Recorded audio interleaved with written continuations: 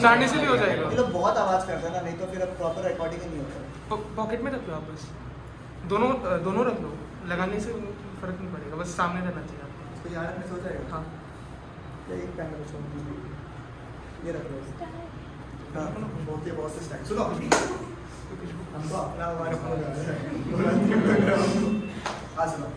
Chapter number 1 जो है ID में, उसमें क्या था? चैप्टर नंबर 1 में यही था कि जब ब्रिटिशर्स लोग, ठीक है, इंडिया को इंडिपेंडेंट करके चला गया तो इंडिया का हालत क्या क्या था, ठीक है। Because your first 6 chapters in ID is all MCQ based, that is why we have to study in such a way कि every single detail which might be possible should be cumulated.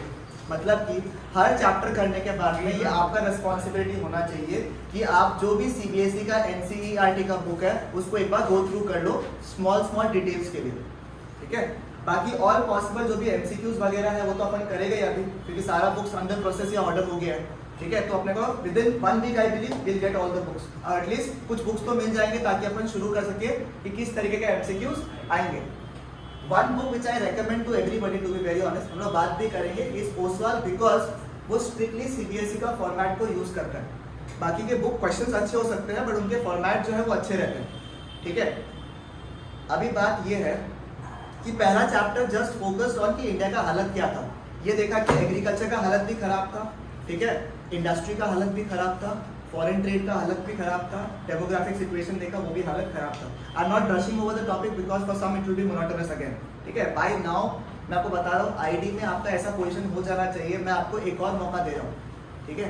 जिसका इसका chapter number 1 बाकी है, ठीक है, आप लोग एक बार पढ़ लो, मैं आपको एक बार और रिवाइज करा दूंगा। But ID is something which हम लोग का एक ट्रेंड रहा है कि आईडी याद रहता लोगों को, एटलीस्ट जो शुरू के चैप्टर होते हैं वो तो याद रहता है एकदम, वो आप लोगों को याद नहीं है, तो ये हम लोग के लिए तो ही नहीं, ठीक है। तो एक बार आप लोग को हम और मौका दे रहा है, एक बार चैप्टर नंबर 1 पढ़ लो, ठीक है, अच्छे से, ठीक है। आप लोगों को तो हो गए बाद में, क्योंकि मैं नहीं बोलूँगा कि आप लोग वापस से क्लास करो चैप्टर नंबर 1 का, टू बी वेरी ऑनेस्ट। करना तो कर सकता है, कोई बड़ा बात नहीं है, बट नहीं किया हुआ बेटर रहेगा, क्योंकि आप लोग का एक बार अगर आपने क्लास किया हो तो आप लोग का काम हो जाएगा, ठीक है, ठीक है। समझ में आ रहा है आप लोग को? अब चैप्टर नंबर 2 में क्या, एकदम ध्यान से सुनो, ठीक है, एकदम सिचुएशन को ध्यान से सुनो, चैप्टर एकदम फ्लो में घूमेगा, ठीक है। कोशिश करेंगे कि आप चैप्टर का राउंड अबाउट करने की कोशिश करेंगे, जैसे BOP किया ना अपन, एकदम ध्यान से सुनने का, ठीक है। क्या हुआ, एकदम स्टोरी वाइज सुनो ध्यान से, ठीक है। इंडिया इंडिपेंडेंट हुआ और अपने को चैप्टर नंबर 1 पढ़ के ये समझ में आ गया, और आप लोग जिसने नहीं भी पढ़ा अभी तक उसमें भी पता है कि इंडिया ने, जो ब्रिटिशर्स थे उन्होंने इंडिया को इस तरीके से रूल किया कि India to be very honest became handicap, ठीक है। आप कुछ भी रीजन बोल लो, इसमें इंडिया का भी गलती है, सबका गलती है, बट इस तरीके से रूल किया कि इंडिया का हालत खराब था। 200 साल के बाद में इंडिया को जो है ब्रिटिशर्स ने छोड़ा and they finally left India. But the problem was कि जिस पोजीशन में इंडिया को छोड़ के गया वो लोग, दैट वाज क्वाइट बैड, ठीक है। इनफैक्ट ऐसा कोई भी एरिया नहीं था जो इंडिया में डेवलप नहीं होता है, इनफैक्ट जो अच्छा था वो भी खराब हो गया, ठीक है। ये 1950 का वक्त है, ठीक है, जब इंडिया को अपने आप को वापस से रीबिल्ड करना है। अब रीबिल्ड तो करना है, बट प्रॉब्लम क्या है कि इंडिया इतना डेलिकेट पोजीशन में है ना कि आप कोई मेजर स्टेप्स नहीं ले सकते।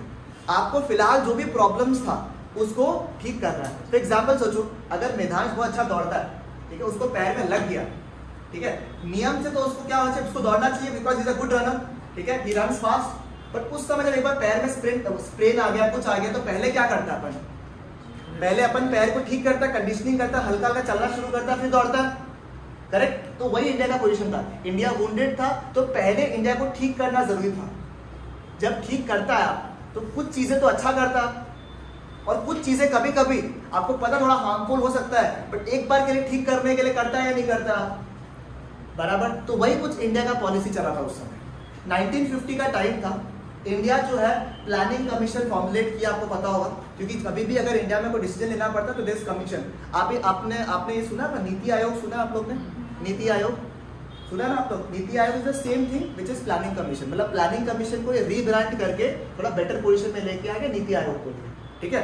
ये आप लोग के लिए MCQ में इंपॉर्टेंट क्वेश्चन है, जिसके इसके पास में बुक है। प्लानिंग कमीशन का ईयर क्या लिखा हुआ है, देखो आप लोग, प्लानिंग कमीशन का ईयर, पहला पेज नंबर आप लोग आ जाओ, मैं बता रहा हूँ आपको, पेज नंबर आप लोग आ जाओ 10 में। फर्स्ट पेज को मत देखो इस बार के लिए, मैं आपको लास्ट में बताऊंगा वो, ठीक है। फर्स्ट आप लोग आओ पेज नंबर 10 में क्या लिखा हुआ है, प्लानिंग कमीशन कब फॉर्मुलेट हुआ था 1950, ठीक है। उसमें बगल में लिखो नीति आयोग का फॉर्मुलेट हुआ था, खुद सर्च करके निकालो आंसर, ठीक है। किसी को डेट में से पता है आप लोग में से, you should know that's why I am asking, ठीक है। नीति आयोग बोल के लिखो उसमें, और अगर हो सके तो कुछ सर्च कर लो, ये तो keep it as a homework, no issue. But NITI Aayog कब इनैक्ट हुआ था वो आपको जाना चाहिए, क्यों सर्च करने बोल रहा है, दिमाग में रह जाएगा आप लोग का।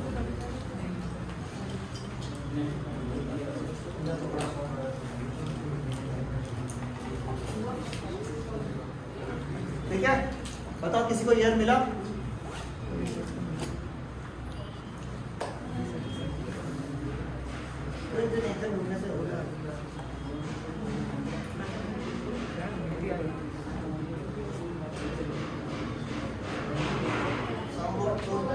डेट पहले भी आएगा,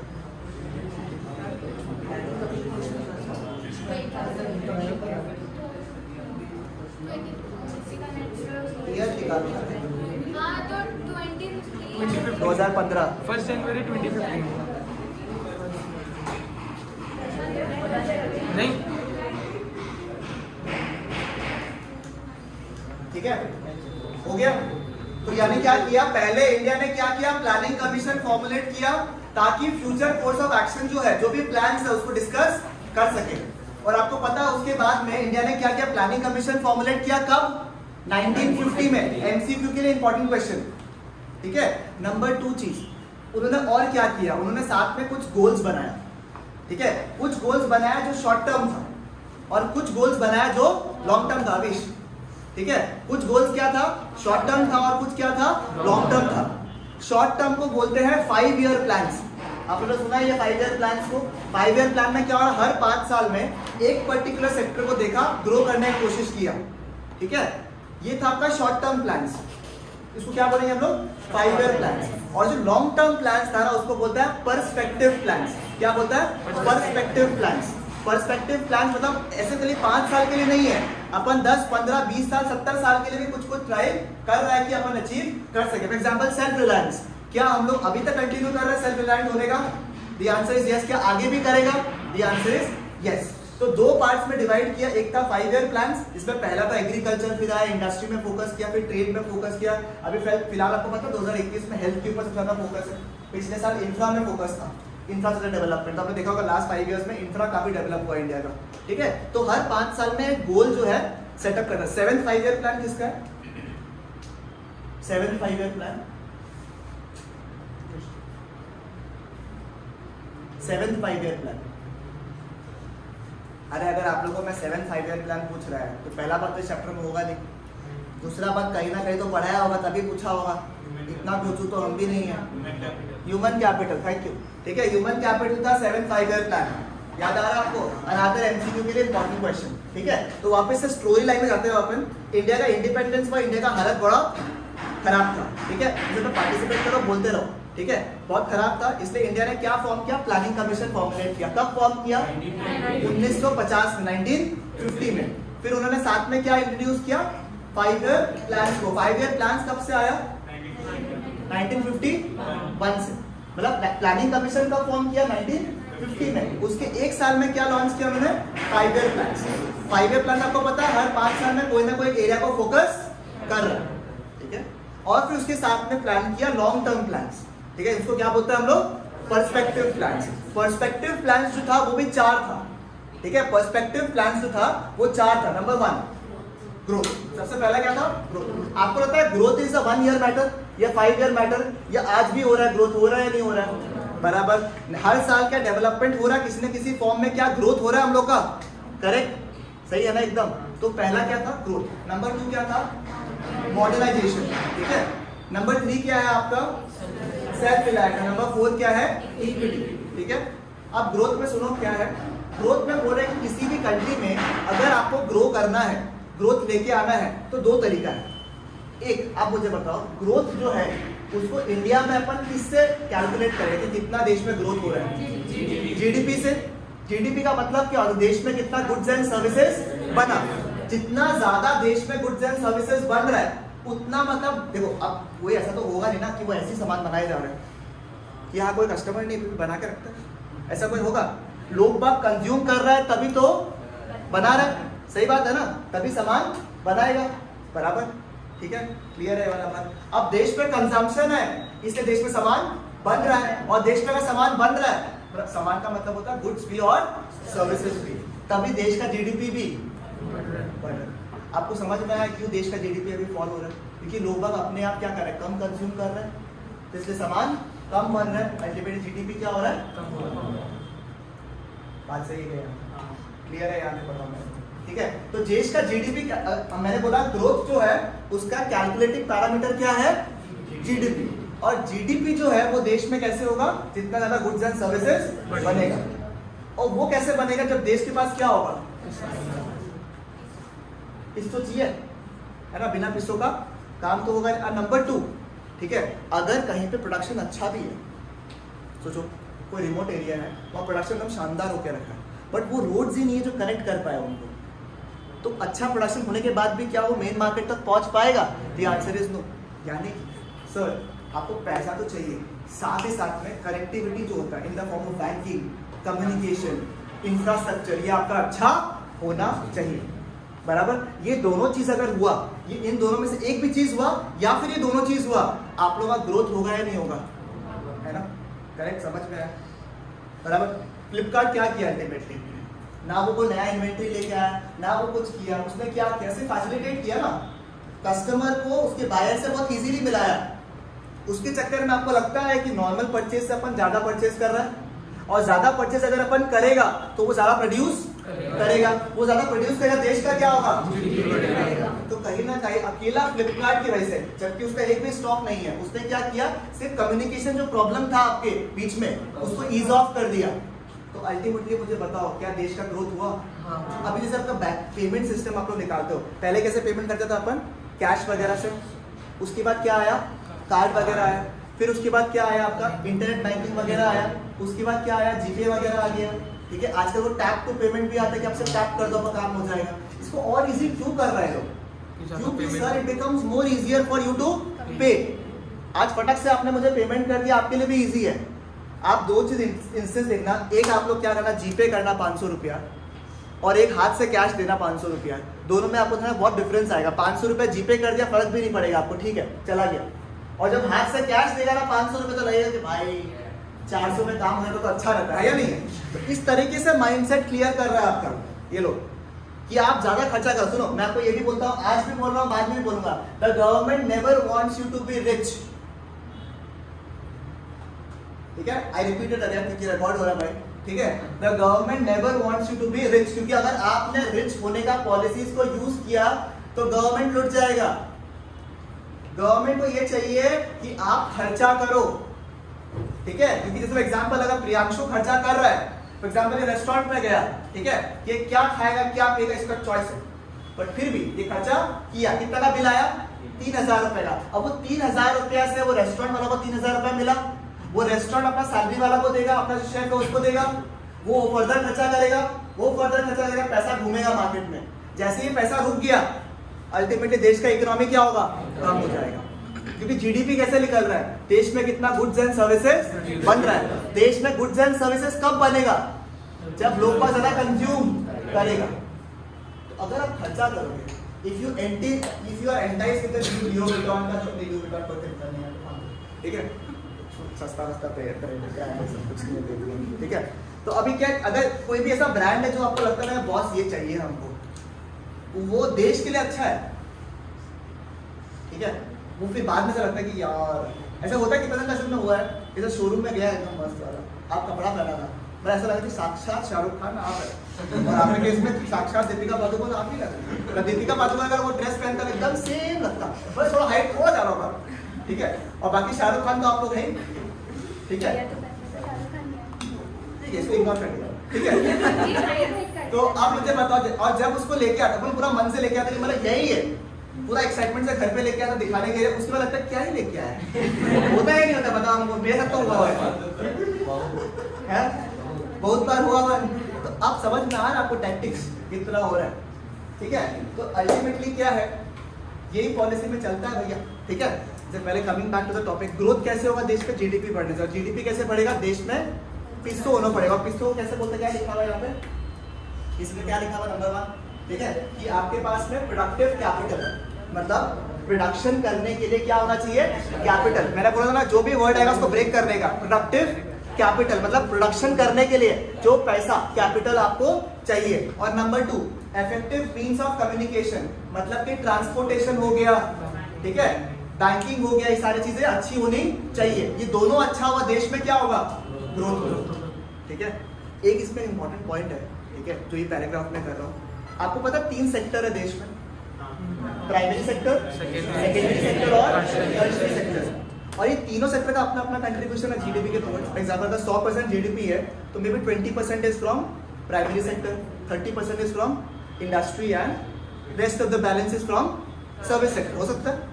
ये तीनों को जो कंट्रीब्यूशन कर रहा है ना जीडीपी के टुवर्ड्स, इसको बोलता है स्ट्रक्चरल कॉम्पोजिशन। अगर आपके बुक में अंडरलाइन कर लीजिए, एमसीक्यू के लिए इंपॉर्टेंट है ये, ठीक है।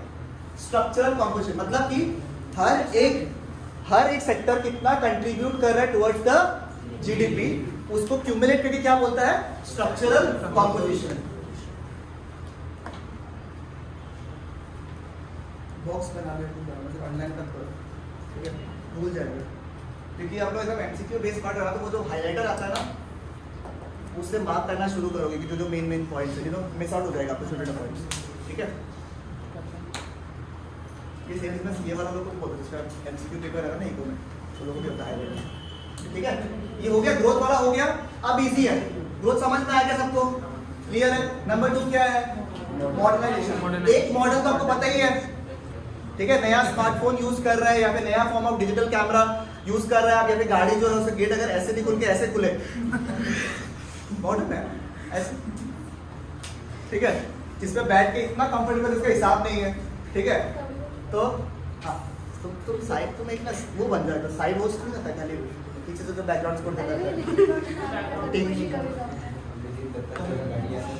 हाँ उनके सामने बोला था इसलिए तो बोल रहा है, तुम ज्यादा संगीत मात्रा निकाल रहा है, ठीक है। सुनो, तो गाड़ी वाड़ी अपन अपडेट कर सकते, अपन मॉडर्न हुआ, लेटेस्ट गैजेट यूज किया अपन मॉडर्न हुआ, बढ़िया से बढ़िया नया कपड़ा पहना अपन मॉडर्न हुआ।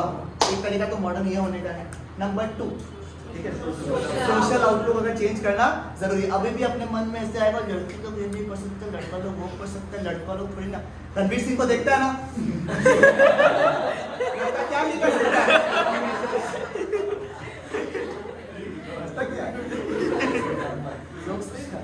ठीक है, लड़का लोग क्या नहीं कर सकता। भाई आप शादी में रहेंगे, आप शादी में रहेंगे अपने, प्लीज प्लीज दूर रहा, अरे ट्रैवल हो गया यार, पीछे वायरस तो है ना। और लड़की लोग सब कुछ कर सकता है, नहीं कर सकता है, बताओ। लड़का लोग अगर 20 घंटा फोन यूज कर रहा है तो लड़की लोग यूज कर सकता है, नहीं कर सकता है। सब लोग पीछे क्यों देख रहे हैं, तुम लोग भी कोई शर्म वाला इंसान का है नहीं, तुम लोग का भी कोई बहुत ज्यादा कम तो होगा नहीं बेशरम लोग का, ठीक है। तो आज ये मजाक कर सकते तो अलग बात है, बट सोशल आउटलुक क्या है, that women and main should be given equal opportunities वाला पॉइंट आपका इसमें दिया हुआ है, ठीक है। जब तक ये हम लोग का माइंडसेट इंप्रूव नहीं होता है तब तक डेवलपमेंट होना पॉसिबल नहीं है। चलो एक फन फैक्ट पता है आप लोगों को, I don't exactly remember the percentage of people specially women who are working in India, but I think it's around 10 to 12% to be very honest, ठीक है।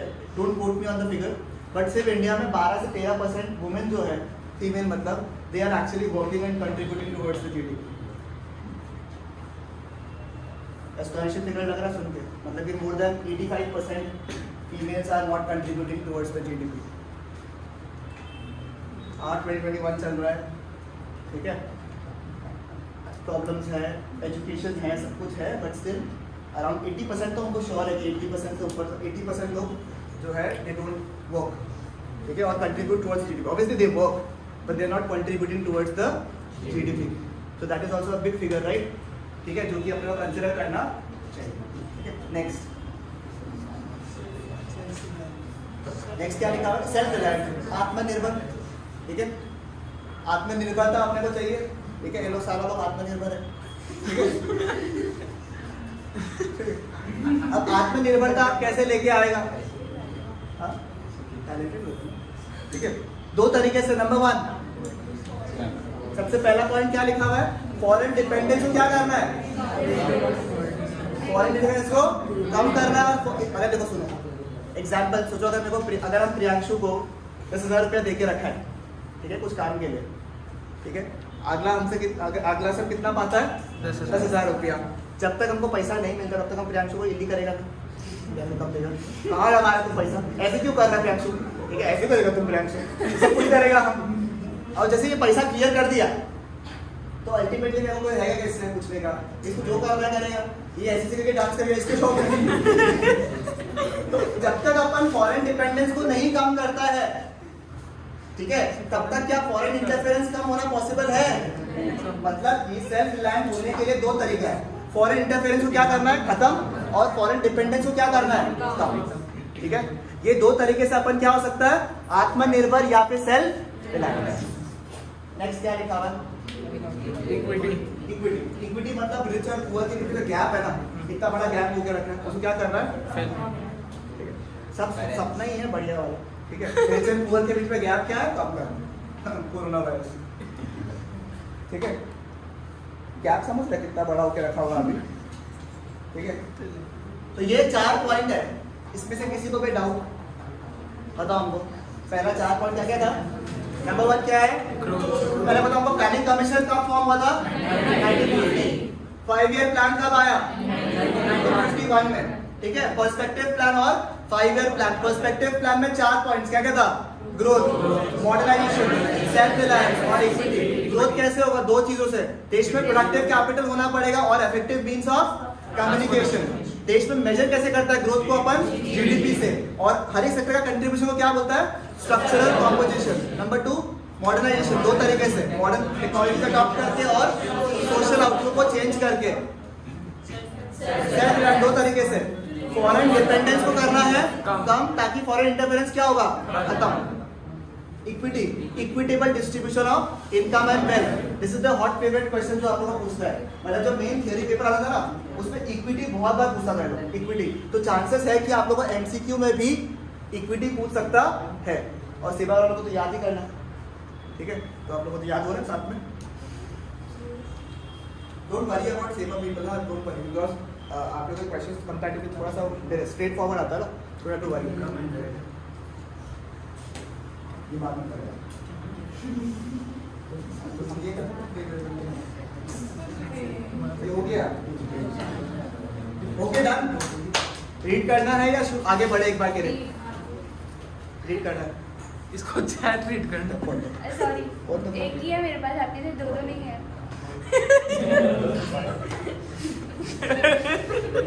वो जो फोन का बात कर रहा था,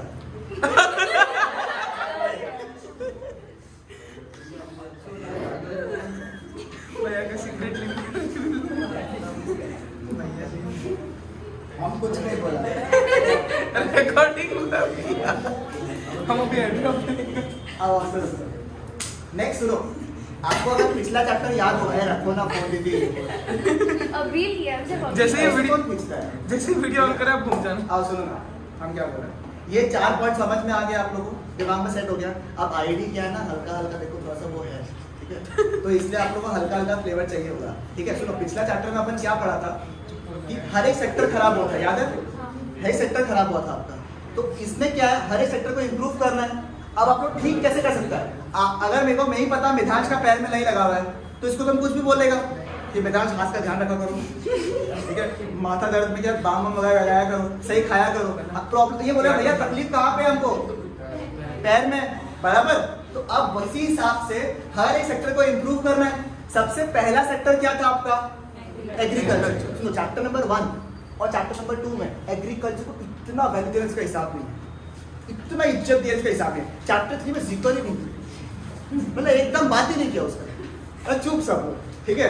तो पहला तो चैप्टर में इज्जत दिया है तो कर लेता है। पहला क्या है, एग्रीकल्चर। अब पिछला चैप्टर आप लोग पढ़ा था या सपोजिटली पढ़ेगा या पढ़ सकता है, ठीक है। तो आप मेरे को बताओ सबसे बड़ा इशू क्या था एग्रीकल्चर में, सबसे पहला इशू लैंड, ठीक है। जमीन जो है वो अपना नहीं था, किसका और किसी और पे डिपेंडेंट था, वो कौन थे, जमींदार। तो देश में प्रॉब्लम था, वो क्या था, जमींदारी सिस्टम। सबसे पहले तो इसको हटाओ, क्योंकि जब तक जमींदारी सिस्टम नहीं हटता है तब तक अपना काम नहीं होगा। तो सबसे पहला चीज क्या है, जो प्रॉब्लम था जमींदारी सिस्टम वहां पढ़ा था अपन ने, और यहाँ पे सबसे पहला पॉइंट क्या होगा, लैंड सेटलमेंट सिस्टम को हटाना।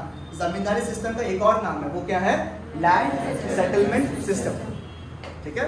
और लॉजिक वही है कि पहले जो ओनर था वो कौन बन गया था, जमींदार।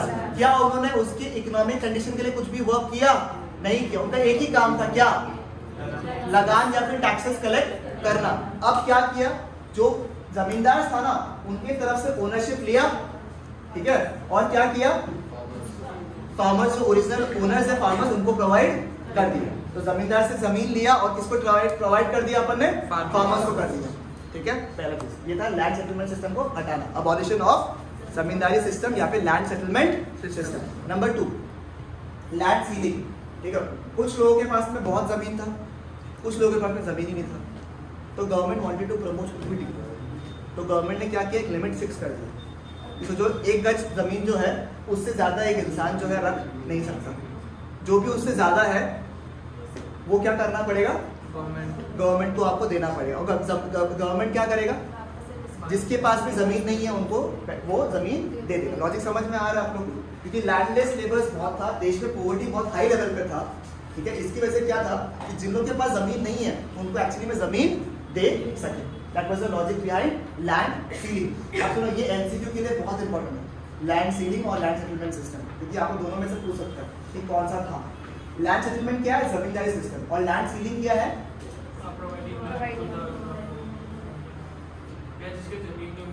उनको प्रोवाइड करना। कैसे कि रेस्ट्रिक्ट कर दिया लिमिट जिसके पास में है, ठीक है।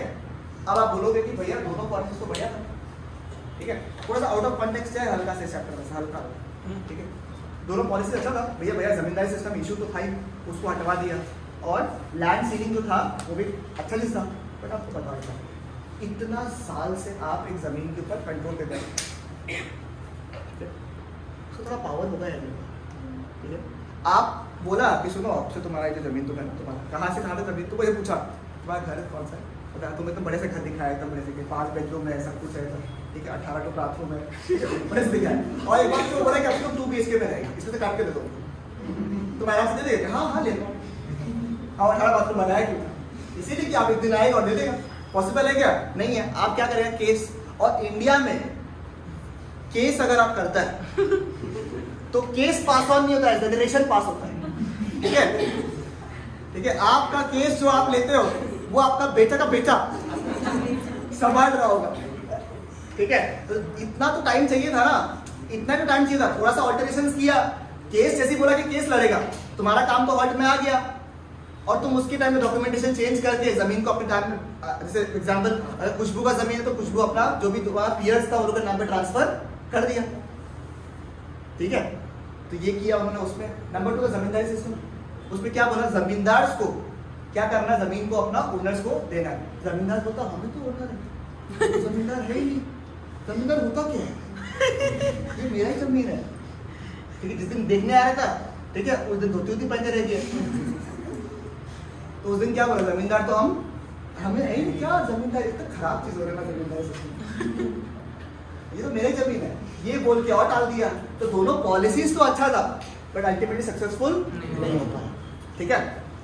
और इंडिया क्या होने की कोशिश करता, सेल्फ रिलायंट, ठीक है। इंडिया क्या होने की कोशिश करता, सेल्फ रिलायंट। बट इंडिया अगर खाने पीने का बेसिक चीज भी इंपोर्ट करता है तो आप मुझे बताओ कहाँ से सेल्फ रिलायंट, अपना यूएस से आता था, अमीरी दिख रहा हम लोग, यूएस से फूड भेज जाता था, गेहूं हम लोग का यूएस में से भेजता था हम लोग, ठीक है। ये सिस्टम में तो इंडिया चल नहीं सकता था, ठीक है। पैसा इंडिया के पास था नहीं, ठीक है, और बाहर से क्या हो रहा था, फूड ग्रेन्स आ रहा था। इसलिए one important move was the green revolution. क्या आप लोगों को पता है ग्रीन रेवोल्यूशन वाला चीज का, ग्रीन रेवोल्यूशन का मतलब क्या था, नॉर्मल सीड्स की जगह क्या यूज कर रहे हो, H5 क्लास 5 से पढ़ रहे हैं, ठीक है, ठीक है। H5 सीड्स की वजह से क्या हो रहा था, हाई यील्डिंग वैरायटी सीड्स, उसकी वजह से क्या हो रहा था, नॉर्मल प्रोडक्शन से फास्ट प्रोडक्शन में कन्वर्ट हो रहा था। ग्रीन रेवोल्यूशन ऐसा था जिसका फायदा तो हुआ, ठीक है। 3 फायदे हुए ग्रीन रेवोल्यूशन की वजह से। स्पीड ठीक है, थोड़ा समराइज करके बोलता हूँ, चलेगा ना, समझ में आ रहा, सब ग्रिप कर पा रहा है बात को। ग्रीन रेवोल्यूशन के 3 फायदे थे। One was marketable surplus, another MCQ के लिए इंपॉर्टेंट पॉइंट। मार्केटेबल क्या बोला मैंने, सरप्लस। कभी कोई समझ में नहीं है तो क्या करना चाहिए, तोड़ो उसको। मार्केट के लिए सरप्लस, मार्केटेबल सरप्लस, मतलब मार्केट के लिए सरप्लस, मतलब पहले जितना अपन प्रोड्यूस कर रहा था ना, वो अपना फैमिली या आसपास का लोग यूज कर ले उतना ही बन रहा था, मार्केट में बेचने लायक हालत ही नहीं था। जैसे ग्रीन रेवोल्यूशन आया ना, प्रोडक्शन क्या हुआ, बढ़ गया, अब इतना एक्स्ट्रा बच गया था कि आप मार्केट में जाकर बेच सकते। इसको बोलते हैं मार्केटेबल सरप्लस। ये कैसे हो पाया? Due to green revolution. समझ में आया आपको? पहला चीज। नंबर 2 जो बेनिफिट हुआ, किसी को याद है? Buffer stock. बफर स्टॉक मतलब इमरजेंसी स्टॉक या फिर सेफ्टी स्टॉक। अब गवर्नमेंट क्या किया, जो एक्स्ट्रा प्रोडक्शन हो भी रहा था ना, उसको एक पर्टिकुलर प्राइस में खरीद लिया। इस दोनों को फायदा हो गया। जो फार्मर्स था वो लोग जो टेंशन था कि प्रोडक्शन तो बहुत हो गया, खरीदने वाला कोई नहीं है, तो गवर्नमेंट बोला क्या टेंशन है, आपको हमें प्राइस फिक्स कर देता है। इसको अपन बोलते हैं एमएसपी, मिनिमम सपोर्ट प्राइस। जो लोग रूरल डेवलपमेंट अंडर किया होगा थोड़ा आइडिया हो गया होगा, मिनिमम सपोर्ट प्राइस आपको पता भी होगा ऐसे तो, ठीक है। जैसे 20 रुपये फिक्स कर दिया और गवर्नमेंट बोला कि अगर आपको 20 रुपये से ऊपर मिलता है मार्केट में तो आप वहां बेच दो, अदरवाइज क्या है, हम तो खरीदने वाला है। गवर्नमेंट एक्स्ट्रा स्टॉक खरीद लिया, अच्छा गोडाउन में इन्वेस्ट किया, उससे फायदा क्या हुआ कि सोचो इस साल प्रोडक्शन बहुत अच्छा हुआ, नेक्स्ट ईयर बाई चांस नहीं भी हुआ तो अपने पास में क्या है, स्टॉक पड़ा हुआ जिससे अपन यूज कर सकता है। ठीक है, समझ में आया? सोच तो अच्छा था, बट अभी तू भी वेरी ऑनेस्ट, इसकी वजह से होर्डिंग भी होता, आपको पता होगा होर्डिंग मतलब रोकना। जैसे प्याज के टाइम में पता होगा प्रोडक्शन रेडी रहता है, बट रोकता है मार्केट पे ताकि मार्केट पे स्कैर्सिटी क्रिएट कर सके, दाम को बढ़ा सके, और फिर उसके बाद प्याज को रोल आउट करता है। तो ये सारी चीजें होता है, ठीक है। तो कुछ अच्छा सोच के ही करता है, बट अल्टीमेटली बुरा होता है, ठीक है। तो ये सब चीजें, बट चलो ग्रीन रेवोल्यूशन की वजह से ये फायदा जरूर हुआ था, ठीक है।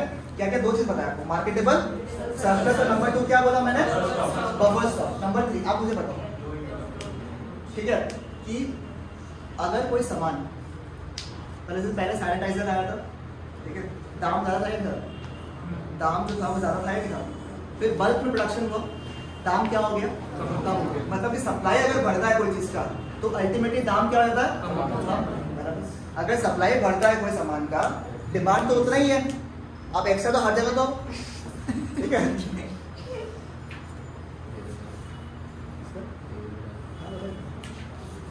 ठीक है, तो अल्टीमेटली मुझे बताओ, अगर देश में डिमांड तो उतना ही है और सप्लाई बढ़ गया तो प्राइस क्या होगा, कम।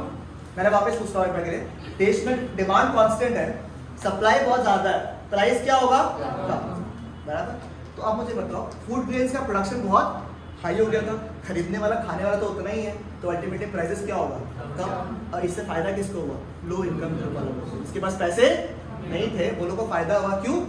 क्योंकि वो लोग को भी अब फूड ग्रेन्स मिलने लग गया था वेरी चीपर प्राइस। तो ये 3 बेनिफिट था। 3 बेनिफिट क्या था ग्रीन रेवोल्यूशन का? Number 1 marketable surplus, number 2 buffer stock, number 3 low income group को बेनिफिट मिला। इसका कुछ मतलब लिमिटेशंस भी था, 2 लिमिटेशन था। Number 1 was risk of paste attack, मतलब जो HIV सीड्स था ना, आपको इसलिए पता होगा जब भी हम लोग ग्रीन रेवोल्यूशन बोलते हैं या कुछ भी बोलते हैं तो साथ में फर्टिलाइजर्स और पेस्टिसाइड्स को भी रिकमेंड करते ही हम लोग हमेशा, क्योंकि बिना पेस्टिसाइड्स का इन सीड्स को उगाना पॉसिबल नहीं था, क्योंकि ये बहुत प्रोन टू पेस्ट थे, मतलब इनके कीड़े जो है बहुत जल्दी रहते हैं, और HIV सीड्स जो था ना वो महंगे होते थे। तो इट वॉज नॉट कि आप खराब हो गया कोई बात नहीं, मतलब अपना पूरा सेविंग्स यूज करके कोई लोग HIV सीड्स खरीद के लेके आ रहे थे। तो ये रिस्क ऑफ पेस्ट अटैक था काफी ज्यादा, कि अगर खराब हो गया तो अल्टीमेटली पूरा का पूरा लॉस हो जाएगा। एंड नंबर 2 मुझे पता है आज भी चीज है, क्या आप लोग फार्मर कैटेगरी जो है 2 पार्ट में डिवाइडेड है। कुछ लोग बहुत अच्छा लेवल पे कर रहे हैं, ठीक है, और कुछ लोग का हालत बहुत ज्यादा खराब है। आज पंजाब, हरियाणा, ठीक है, तमिलनाडु के तरफ जो फार्मर्स है वो लोग जो लेवल पे ग्रो कर रहे हैं, ठीक है, अपने को शर्मा जाए ऐसा मस्त वाला लैम्बोर्गिनी को ऐसे घुमाता लोग, यही है, ठीक है, शौक है भाई उन लोग का, ठीक है, खेती में खेत पे लेके चला जाता है। तो अब मेरे को पता उस लेवल का भी लोग है फार्मर्स लोग, और आपको ये भी पता है इसको 2 वक्त खाना खुद को जो लोग उगा रहे हैं उन लोगों को भी नहीं मिलता है। इस तरह ग्रुप क्यों हुआ? बिकॉज उनका कॉस्ट जो है बहुत ज्यादा हाई था। इवन तो गवर्नमेंट ट्राई किया सब्सिडीज वगैरह देकर, बट स्टिल वो गैप तो रही। समझ में आया आप लोगों को? This was agriculture. Yes, the policies were good, चाहे वो लैंड सीलिंग हो, चाहे वो आपका जमींदारी सिस्टम को हटाना हो, चाहे वो ग्रीन रेवोल्यूशन हो। मैं बोल रहा हूँ ग्रीन रेवोल्यूशन कुछ हद तक सक्सेसफुल था, बाकी जो पॉलिसीज थे वो अच्छे थे, क्योंकि मैं प्रॉब्लम को सॉल्व कर रहा हूँ। फिलहाल मैंने प्रॉब्लम देखा और मैं प्रॉब्लम को सॉल्व कर रहा हूँ, ठीक है। तो प्रॉब्लम सॉल्व करने की कोशिश किया, but to be very honest उससे सक्सेसफुल नहीं हो पाया, ठीक है। तो दिस वाज एग्रीकल्चर। समझ में आया क्या सबको?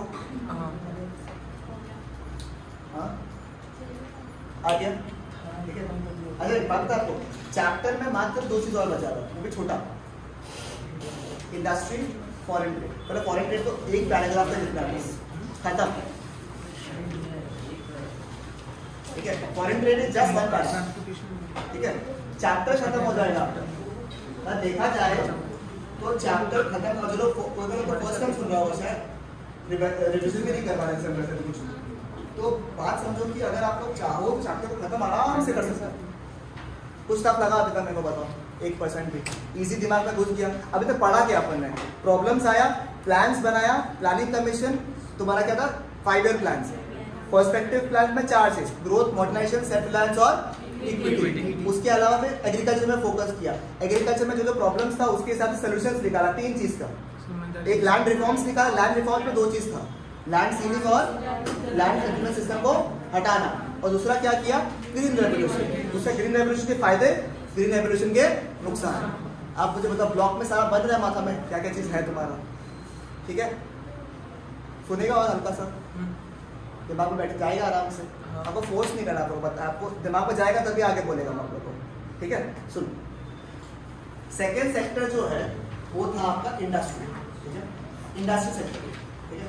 इंडस्ट्री में, ठीक है, आप मुझे बताओ एक बार, सोचो अपना टीम में, आपको वर्ल्ड कप याद है जो धोनी 6 मारता था, कोई ऐसा पेशर है जिसको याद नहीं, ठीक है।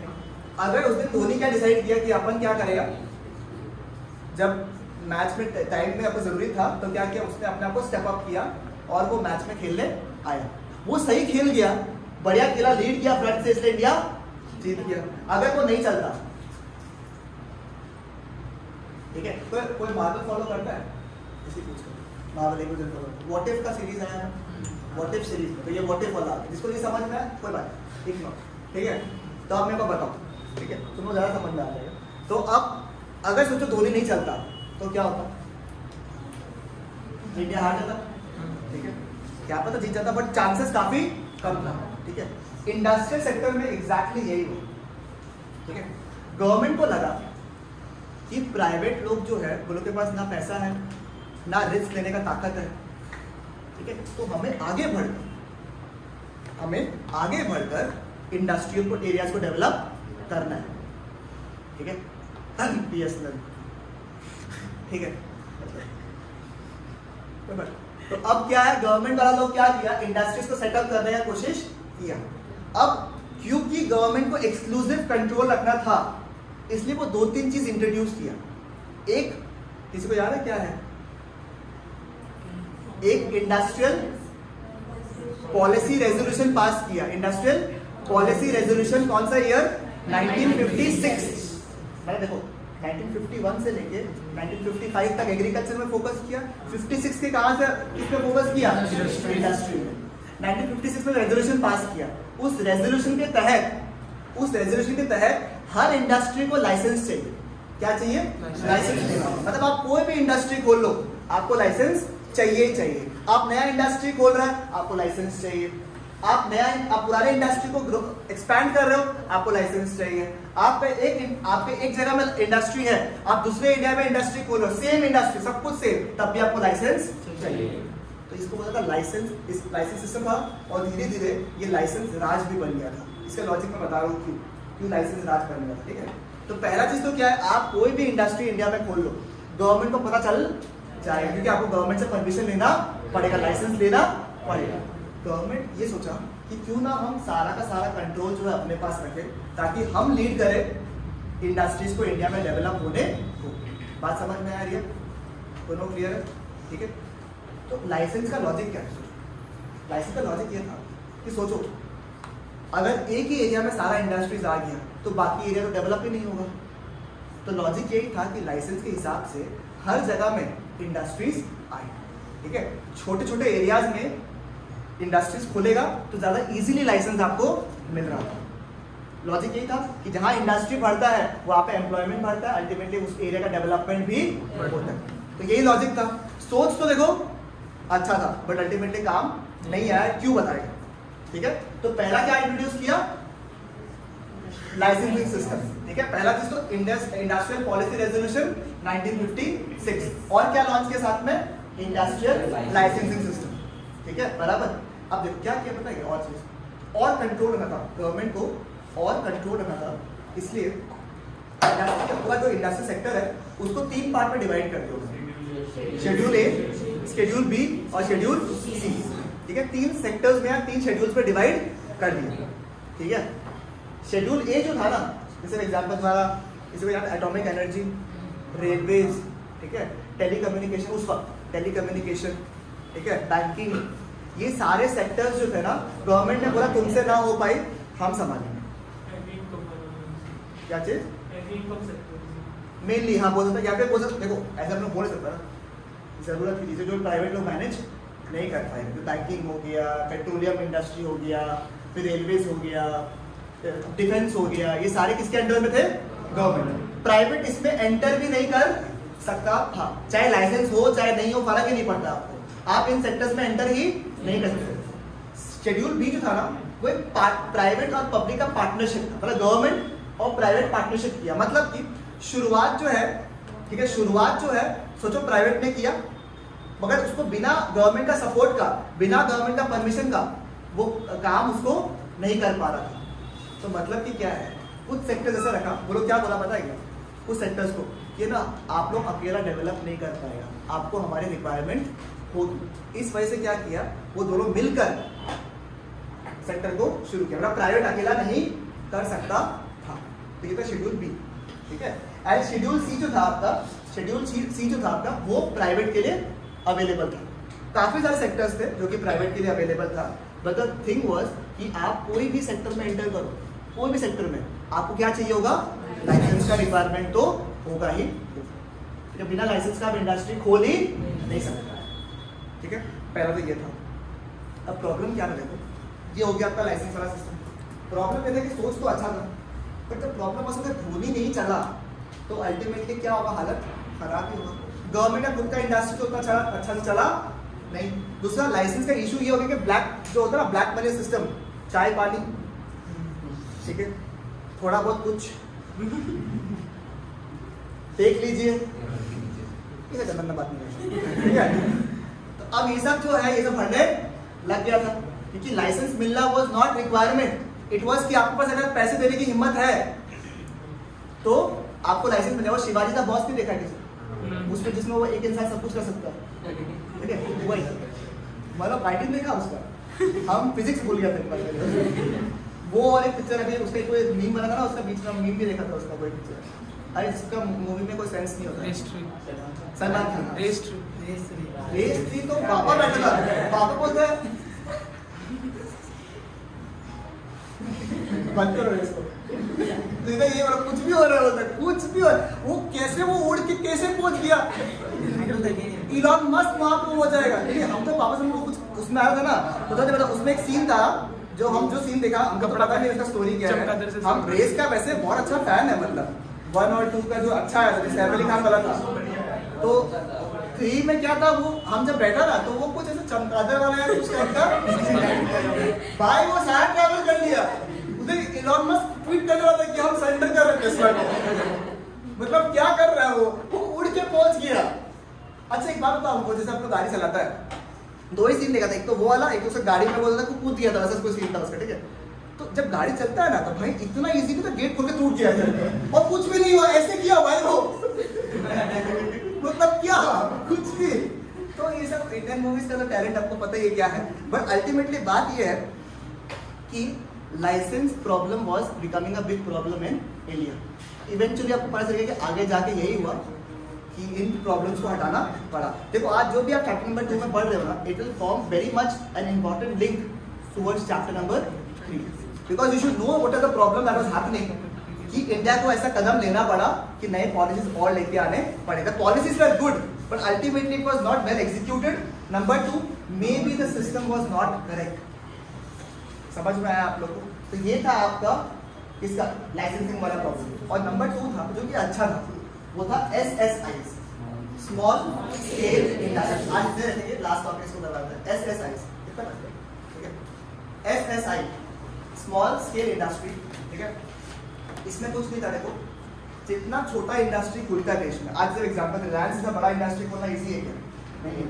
बट गवर्नमेंट ये सोचा, जैसा टेस्ला है, टेस्ला इंडिया में आया सब खुश होगा, बट द प्रॉब्लम इसकी टेस्ला का अराउंड 80% काम जो है वो ऑटोमेशन में चलता है, मतलब there is no human requirement only.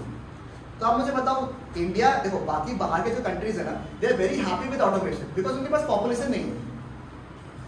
अपने यहाँ उससे कमी नहीं है, मतलब बहुत है और खैर बहुत है, तो आगे भी कम नहीं होने वाले हैं, मतलब हम लोग के पास बहुत है लोग, ठीक है। अब वो बाकी कंट्रीज जो है उसके लिए तो अच्छा है, इजराइल हो गया, लोगों को तो अच्छा है, उनके पास पॉपुलेशन नहीं है। अब इंडिया में रिक्वायरमेंट क्या है, जॉब चाहिए उनको, ठीक है। तो गवर्नमेंट ये सोचा कि छोटे एंटरप्राइजेस अगर होंगे ना, छोटे फैक्ट्रीज, तो पहला बात वो लेबर इंटेंसिव होंगे, जॉब ज्यादा बढ़ाएंगे और अल्टीमेटली देश में तरक्की करवाएंगे। That was the focus why SSIs was introduced. बोला कितना है maximum investment, 5 lakh, right? 5 lakh का मैक्सिमम इन्वेस्टमेंट आप करो, आप SSI की कैटेगरी में फॉल हो जाओगे, ठीक है। अब क्योंकि SSI भी है और बड़ा इंडस्ट्री भी है, कंपटीशन कैसे करेगा? सही बात है ना, कैसे करेगा? अब छोटा इंडस्ट्री है और यहाँ पे बड़ा इंडस्ट्री खड़ा है, वो तो उसको खा जाएगा। इसीलिए गवर्नमेंट ने क्या किया, 2 चीज किया। नंबर 1, कुछ गुड्स को एक्सक्लूसिव बना दिया, कुछ को क्या बनाया, एक्सक्लूसिव बना दिया कि SSI ही प्रोड्यूस करेगा। और नंबर 2, काफी सारा टैक्स कंसेशन सब्सिडीज दिया किसको, SSI, ठीक है। फन फैक्ट, ठीक है, SSI आया। अब देखो एक बार सेल्फ रिलायंस जो इंडिया में था, कब का पॉलिसी है ये, 1950 का, 50-51 का। उसको रीब्रांडिंग करके अभी क्या आया, आत्मनिर्भर, बराबर, ठीक है। मतलब सेम पॉलिसी अपन इतना साल पहले से अपन जान लिया था, वापस से रीब्रांडिंग करके आया है, ठीक है। और SSIs को फिर स्क्रैप ऑफ किया था बाद में, मतलब SSIs को हटाना पड़ा था एक बार बाद में, उसको फिर से रीब्रांडिंग करके। आप लोगों ने MSME सुना है, micro small medium enterprises, MSME, exact concept. तो अपने पॉलिसीज पहले की खराब भी नहीं है। देखो सीधा ये है कि आपको लगेगा कि ये क्यों किया, ऐसे क्यों किया, बट द पॉइंट इज कि उस समय सिचुएशन को देखते हुए कुछ पॉलिसीज कोशिश किए थे, कुछ सही चले गए, कुछ खराब चले गए। That was the biggest problem, ठीक है। तो अगर हम लोग चैप्टर को एक बार के लिए समराइज करें कि आज हमने क्या पढ़ा, सबसे पहले हमने पढ़ा कि जो प्रॉब्लम्स को देखते हुए India had to restructure itself, इसलिए क्या फॉर्मुलेट किया, प्लानिंग कमीशन। कब फॉर्मुलेट किया, 1950, ठीक है। और फर्स्ट 5 ईयर प्लान कब आया, 1951, 2 पार्ट में डिवाइड किया, 5 ईयर प्लान और पर्सपेक्टिव प्लान, ठीक है। इसके अंदर क्या आया था आपका, ग्रोथ, मॉडर्नाइजेशन, ठीक है, समझ में आया आप लोग को। उसके बाद मुझे बताओ, पहले मैं फोकस किया एग्रीकल्चर में। एग्री में क्या किया आपका, 2 चीज, एक था आपका लैंड रिफॉर्म्स और एक था आपका ग्रीन। अब लैंड रिफॉर्म्स में 2 चीज था, लैंड सीलिंग और abolition of the land settlement system, यानी जमींदारी सिस्टम को हटाना, ठीक है, इसको हटाना। ये वाला है ग्रीन रेवोल्यूशन, आपको पता ही है। इसका 3 बेनिफिट क्या क्या था आपका, मार्केट लेवल सरप्लस, फिर फर्स्ट और लो इनकम ग्रुप को बेनिफिट, और डिसएडवांटेज क्या था आपका, स्ट्रेस वाला प्रॉब्लम और इनकम का डिफरेंस, ठीक है, ओके। फिर उसके बाद इंडस्ट्री में फोकस किया। इंडस्ट्री में क्या लेके आया, industrial policy resolution 1956, important date है, ठीक है। 1956 में क्या आया, इंडस्ट्रियल पॉलिसी रेजोल्यूशन, ठीक है। इसके तहत क्या है, 2 चीज, एक तो इंडस्ट्रियल लाइसेंसिंग सिस्टम और दूसरा क्या था आपका, ठीक है। इसको 3 शेड्यूल्स में डिवाइड किया, क्या क्या था, शेड्यूल A, B और C, ठीक है। ये किसके लिए, खाली गवर्नमेंट के लिए, गवर्नमेंट प्लस प्राइवेट के लिए, ये खाली प्राइवेट के लिए। कुछ भी करा लो, क्या चाहिए आपको, बराबर, ठीक है। और इसमें क्या क्या मैक्सिमम इन्वेस्टमेंट लिखा था, 5 लाख। बेनिफिट क्या था, 2 बेनिफिट। नंबर 1, गुड्स क्या था, एक्सक्लूसिव था इसके लिए कि यही प्रोड्यूस करेगा, और नंबर 2, काफी सारे टैक्स कंसेशंस और वो सब सब्सिडीज वगैरह आपको दिया, ठीक है। लेफ्ट में छोटा सा पार्ट फॉरेन ट्रेड, चलो ठीक है, उसको बाद में करेंगे। वही समझ आया।